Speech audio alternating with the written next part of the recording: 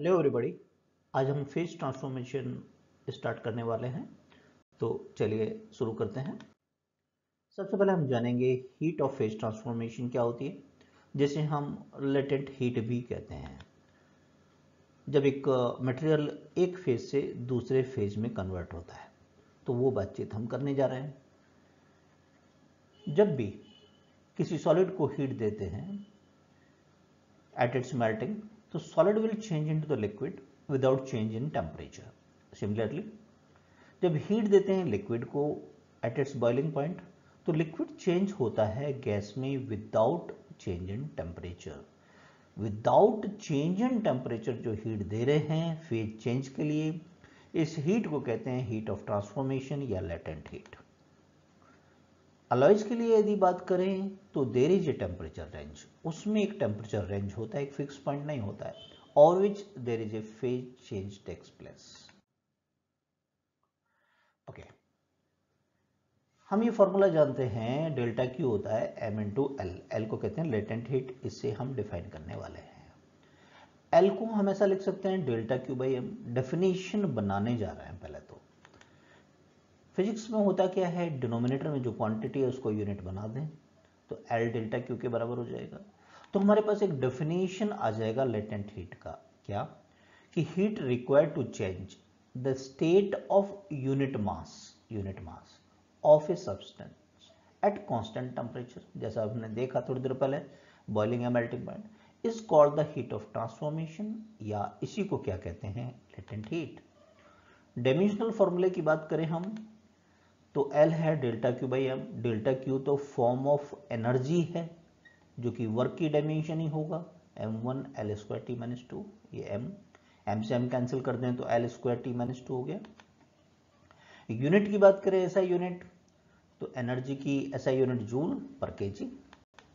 Practical unit बात करें तो कैलोरी पर ग्राम, इसकी प्रैक्टिकल यूनिट कहलाएगी।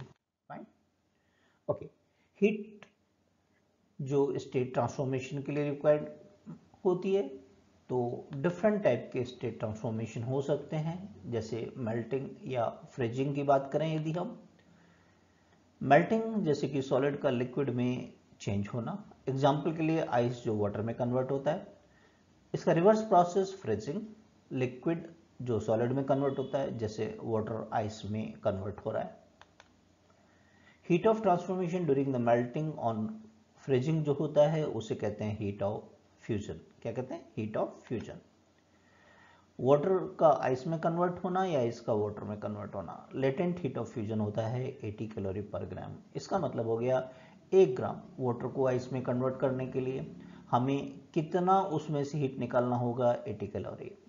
और आइस को वाटर में कन्वर्ट करने के लिए हमें कितना हीट देना होगा 1 ग्राम को, 80 कैलोरी। ये मतलब है इसका। एक क्वेश्चन लेते हैं, why there is a more severing effect of ice cream on teeth as compared to that of the water obtained from the ice। Equivalent amount of ice लें आइसक्रीम के, तो हमें दांतों पे ज़्यादा सिवरिंग इफेक्ट होता है, ज़्यादा ठंड का अनुभव होता है। ऐसा क्यों? देखिए, melting point of solid decrease होता है on mixing the impurities.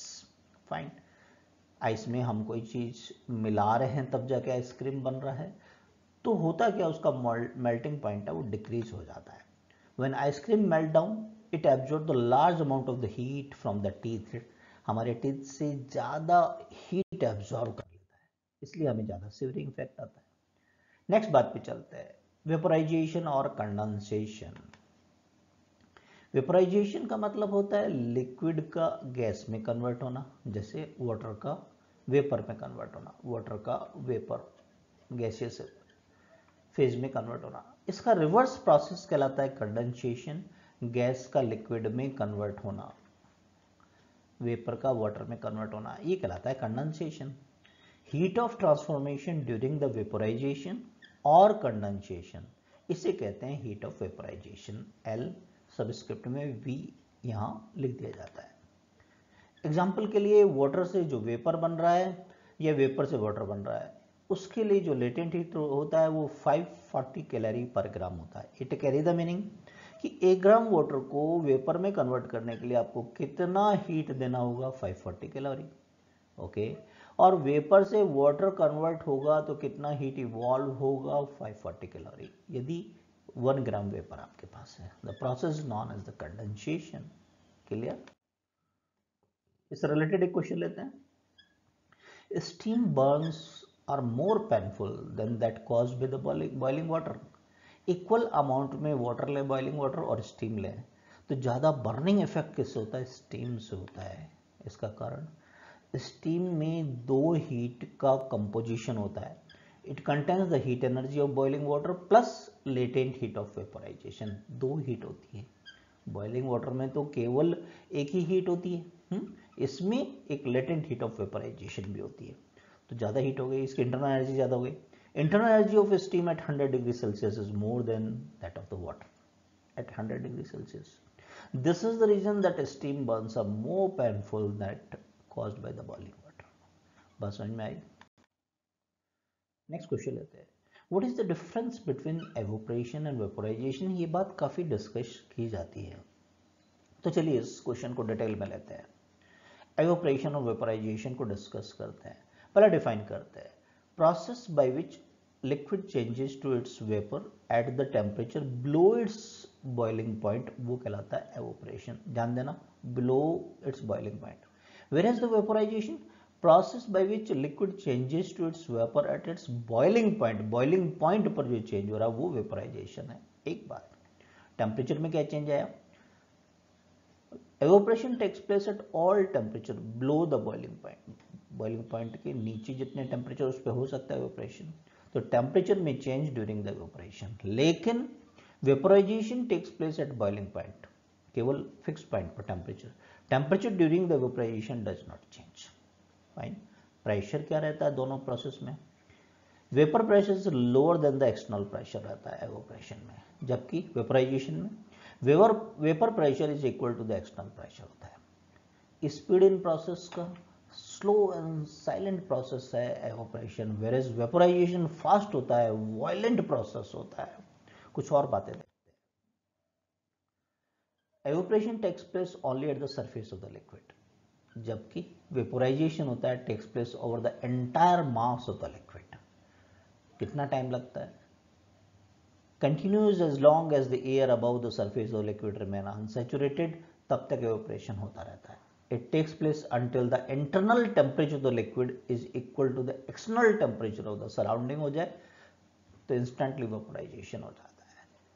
After effect क्या होता है, evaporation में it causes the cooling effect, okay, जबकि vaporization में heating effect होता है, right? Evaporation के कुछ examples लें, hot tea getting cold evaporation से, wet cloth during drying it in the sun, evaporation of precipitation of from the body, पसीना जो आता है, drying of the mould floor, drying of the wet hair, हम गीले बालों को सुखाते हैं उसमें एवोपरेशन प्रोसेस है।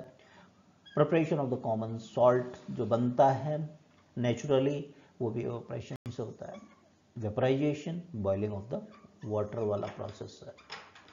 क्लियर है?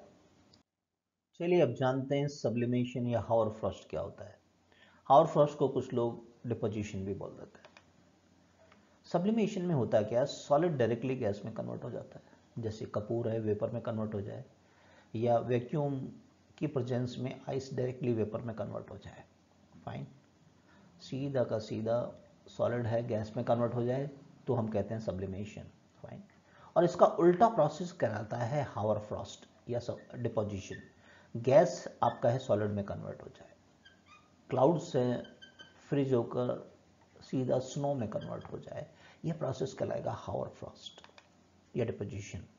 एग्जाम्पल है, मून पर प्रेशर बहुत बहुत कम होता है, तो वहाँ अगर आप आइस के पीस को रखते हैं तो इंस्टेंटली वो वेपर में कन्वर्ट हो जाता है due to the very very low pressure.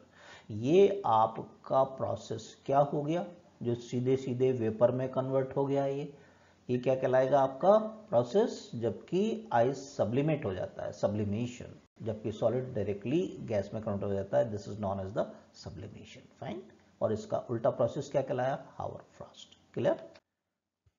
एक क्वेश्चन लेते हैं, आफ्टर स्नोफॉल एटमॉस्फेयर का टेम्परेचर क्या होता है, कम होता है, ज्यादा होता है? After snowfall the temperature of the atmosphere बहुत कम हो जाता है। क्यों? This is because the snow absorb the heat from the atmosphere to melt down. Snow गिरता है तो एटमॉस्फेयर से हीट को एब्जॉर्ब कर लेता है जिससे कि वो मेल्ट हो सके। यही कारण है कि माउंटेन्स पर जब स्नोफॉल होता है तो one does not feel too cold. Snowfall के दौरान तो ज़्यादा कोल्ड का अनुभव नहीं होता, लेकिन थोड़ी देर में जब वो आइस मेल्ट हो जाएगा, स्नो मेल्ट हो जाएगा तो एटमॉस्फेयर की हीट को एब्जॉर्ब कर लेगा, तो वहाँ पर बहुत ठंड हो जाएगी, तो फील टू कोल्ड। क्लियर है? अब हम एक इम्पॉर्टेंट बात डिस्कस करेंगे, effect of pressure on boiling point and melting point. ये क्वेश्चन के दौरान देखा था हमने कि मून के सरफेस पे प्रेशर बहुत कम होता है तो आइस पीस डायरेक्टली वेपोराइज हो जाते हैं, that is the effect of the pressure. Fine, तो चलिए देखते हैं इस बात को। ये हम बहुत अच्छे से समझ पाएंगे यदि एक रिलेशन पर ध्यान दें, क्लॉसियस एंड क्लैपेरॉन रिलेशन। ये क्या कहते हैं, टेम्परेचर के साथ प्रेशर में क्या चेंजेस होते हैं, राइट? या प्रेशर के साथ में टेम्परेचर में क्या चेंजेस होते हैं। DP by D T time rate of change of pressure होता है, जे जूल्स कांस्टेंट है, L latent heat, T V F minus V I. क्या क्या चीज़ें हैं दोबारा से देखें, L latent heat, T boiling point या मेल्टिंग पॉइंट है यहाँ पर, वी एफ का मतलब फाइनल वॉल्यूम फेज चेंज के बाद में, और वी आई का मतलब before the phase change initial volume क्या है मटेरियल का। अब इस बात को समझने के लिए हम यहाँ कुछ क्वेश्चंस ले लेते हैं। आपसे पूछा जाता है why food कुक्स faster in the pressure cooker. Pressure cooker में फूड जल्दी क्यों पकता है when you cook in a regular pot eight the atmospheric pressure. तो वाटर कब बॉयल होता है, 100 डिग्री सेल्सियस पे, everybody you know. Inside the pressure cooker pressure can be increase, pressure cooker नाम रखा है, प्रेशर को इंक्रीज कर दिया जाता है एडिशनली 15 psi से टू ऑलमोस्ट 30 psi। तो एट दैट प्रेशर वाटर का जो बॉइल्स है वो 121 डिग्री सेल्सियस पहुंच जाता है। ये कैसे समझे इसको, क्लॉसियस एंड कैल्पेरॉन रिलेशन से। देखो भाई, वीएफ, अब जब कोई चीज लिक्विड बॉयल होता है तो इन जनरल वॉल्यूम बढ़ता है, राइट? वॉल्यूम बढ़ेगा, ओके, इनिशियल के कंपेयर में, तो ये जो फैक्टर है डिनोमिनेटर में ब्रैकेट के अंदर ये पॉजिटिव आएगा तो ये प्लस हो गया। इसका मतलब क्या हुआ कि boiling point of water increases when increase in the pressure. Pressure cooker में प्रेशर को बढ़ाते हैं, प्रेशर बढ़ाएंगे तो होगा क्या, dt अमाउंट से जो t है वो बढ़ जाएगा, fine, boiling point of water increase हो जाएगा। इससे क्यों हुआ, क्यों फास्टर कुक हो रहा है, that means food can cook at much higher temperature. अब बॉइलिंग पॉइंट बढ़ गया तो हायर टेम्परेचर पे कुक होगा, than it's ever could at the atmospheric pressure, and since cooking reaction speed up हो जाती है हायर टेम्परेचर पर, तो इसलिए फूड ज़्यादा फास्टली कुक होता है। बात समझ में आई? क्या है, दोबारा रिवाइज करें एक बार। क्लॉसियस एंड क्लैपेरॉन रिलेशन कहता है डीपी बाई डी टी कि प्रेशर के साथ में टेम्परेचर में क्या चेंजेस आता है, कौन सा टेम्परेचर, बॉइलिंग और मेल्टिंग। तो यहाँ आपका प्रेशर, पहले तो प्रेशर कुकर में बढ़ा देते हैं, उससे होता क्या है, dt अमाउंट से, क्योंकि फाइनल वॉल्यूम ज़्यादा है तो ये प्लस आ रहा है, इसका मतलब हो गया कि dp बढ़ने पर dt अमाउंट से इसका जो बॉइलिंग पॉइंट है t बढ़ जाता है। तो अब जो फूड है आपका हायर टेम्परेचर पर कुक होता है, हायर टेम्परेचर पर कुक होता है तो ज़्यादा उसको एनर्जी मिलता है, रेट ऑफ रिएक्शन बढ़ जाता है, इसलिए तेजी से कुक होता है। क्लियर है? नेक्स्ट क्वेश्चन पे चलते हैं। Why it is difficult to cook food at mountain. कहते हैं पर्वतों पर थोड़ा दाल को पकाना मुश्किल होता है, कच्ची रह जाती है, क्यों? देखें, क्लॉसियस एंड क्लैपेरॉन रिलेशन से पहाड़ों पर प्रेशर क्या होता है, कम होता है, ध्यान रखना, जैसे जैसे ऊपर जाते हैं प्रेशर कम होता हुआ चला जाता है। तो ये रिलेशन होगा क्या, पहले ये देखें। हमें पता है कि इन जनरल हम बात करेंगे तो फाइनल वॉल्यूम ज़्यादा होगा तो अल्टीमेटली फिर प्लस आएगा, तो अब आपका डीपी कम होगा तो dt कम हो जाएगा, यस और नो। तो boiling point of water decreases with decrease in the pressure. Clear है इतनी बात? तो हाई एल्टीट्यूड पर एटमॉस्फेरिक प्रेशर लो होता है, therefore boiling point of the water decrease हो जाता है। So it does not provide the required heat energy for cooking. तो दाल को जो इतनी हीट चाहिए वो नहीं मिल पाती है, इसलिए वो कच्ची रह जाती है, difficult to cook food. at the mountain. Clear? Okay. Next question is, why ice melt faster under the pressure? Pressure लगाने पर आइस फास्टर मेल्ट होता है, क्यों? क्लॉसियस एंड क्लेप्टन रिलेशन अच्छे से इसको एक्सप्लेन कर पाएगा। होता क्या है, जब आइस मेल्ट होता है तो उसका वॉल्यूम कम हो जाता है, डू यू नो, राइट?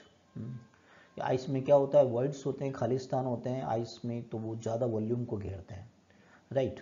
तो जब वो मेल्ट होगा तो वी एफ कम हो जाएगा, तो फैक्टर आपका नेगेटिव हो जाएगा, तो D P by D T negative हो गया।